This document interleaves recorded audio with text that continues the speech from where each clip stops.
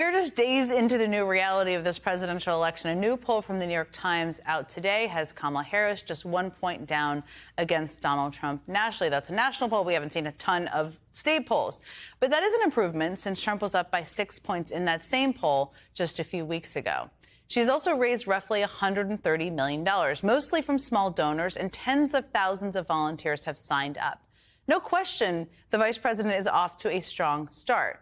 But the attacks are definitely getting uglier. I was just talking about this. The race is going to be close. Everybody should prepare themselves for that. And we have just over 100 days to go. So where do we go from here? I'm joined now by someone on the short list to be Kamala Harris's vice president, Governor Tim Walz, Democrat of Minnesota. Governor, I am not going to make you confirm that or ask you to tell me the status, but here's what I do want to know. Thank you. The role of vice president and the role of being a running mate is about complementing the talents of the person at the top of the ticket. So how would you complement Vice President Kamala Harris?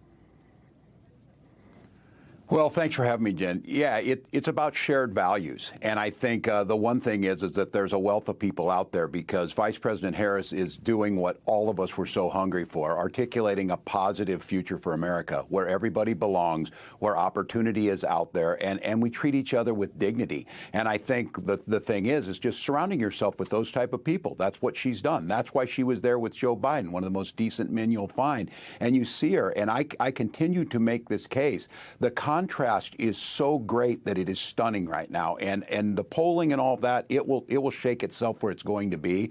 But I've done this for a long time. I have not seen the engagement. I've got a 23-year-old who told me TikTok is on fire. I see people smiling, and there's just a much more of this sense of a decency around there. So I think whoever ends up being part of that, we're all on a team to make something better. I love Joe Biden saying it's not about me.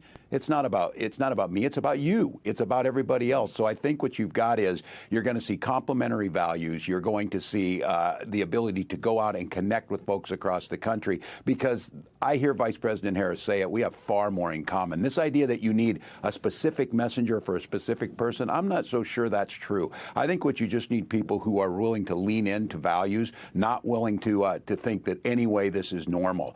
You got a former president that thinks calling names and spreading lies is the way to get people. They're continuing to shrink the electorate on their side. Their ceiling and their floor are the same, and I don't think it's going anywhere. So I'm just excited.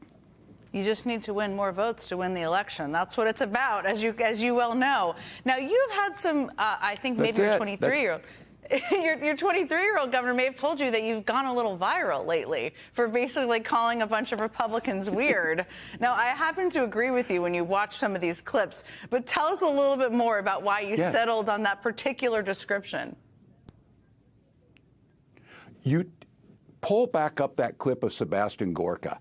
Weird. There's nothing. That guy's central casting of like a Bond villain, and they continue to be obsessed with things. You know there's something wrong with people when they talk about freedom, freedom to be in your bedroom, freedom to be in your exam room, freedom to tell your kids what they can read. That stuff is weird. They come across weird. They seem obsessed with this. They continue to try and tell you. And look, the thing that I find the most weird about it is they never do the things they say.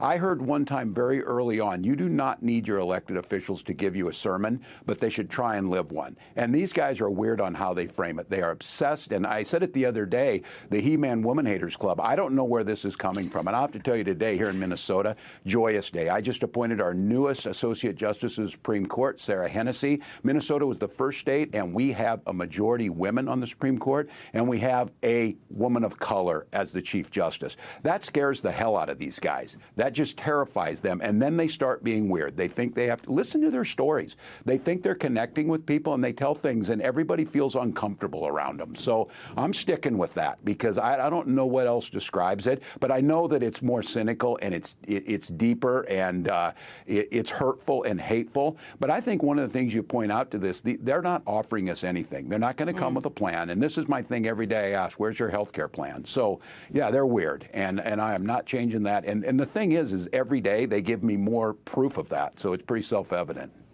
I think weird is a very apt. I mean, sharks versus being electrocuted. It's a weird thing to keep talking about. Let's be real. Now, I want to ask you about J.D. Vance, because you've been governor of a state that has a lot of rural small towns. I know you're proud of that. You talk about that all the time.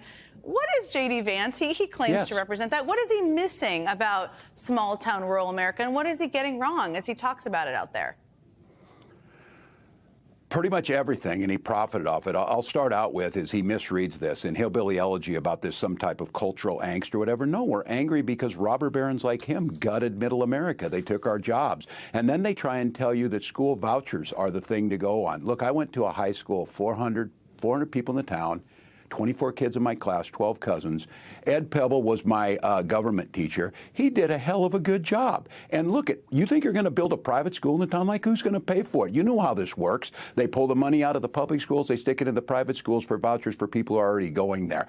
J.D. Vance knows nothing about that. And then he keeps going into all of these things. Today's IVF day. Thank God for IVF. My wife and I have 2 beautiful children. He thinks he needs to dictate that. And I've been saying this, the golden rule that makes small towns work, so we're not at each other's throats all the time in a little town, is mind your own damn business. I don't need him to tell me about my family. I don't need to tell him about my wife's health care and her reproductive rights. I don't need him telling my children what books they can read. He's fired to do that with whatever he wants, but I'm not interested in it. And I think rural America is, they are angry. They were gutted. But Joe Biden's policies, and now soon to be President Harris, bringing back manufacturing jobs, bringing back dignity, investing in infrastructure. How are you going to build a water treatment plant in a town of 400 if you don't have a collective effort at it? So I have to tell you, they scream socialism. We just build roads and we build schools and we build prosperity into this. Their whole plan is to go backwards, to give tax cuts to the wealthy. And look, it was so surprising.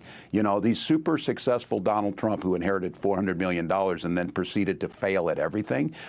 Middle America, you earn it, but you know what? You're not on your own. Neighbors help neighbors. And I will, this one bothers me. I heard you talking about punching back at the bullies. They see people less fortunate as scapegoats and you know, punchlines for their jokes. We see them as neighbors. And I said it with my mom. My dad dies when my little brother's young. We're teenagers.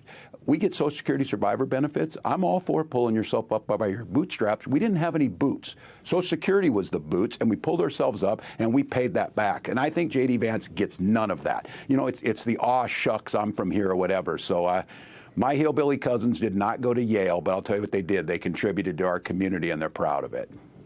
Look out for your neighbors. Stop being weird. The Governor Tim Walz way of politicking. We love to hear it. Thank you so much, Governor, for joining me. I really appreciate it.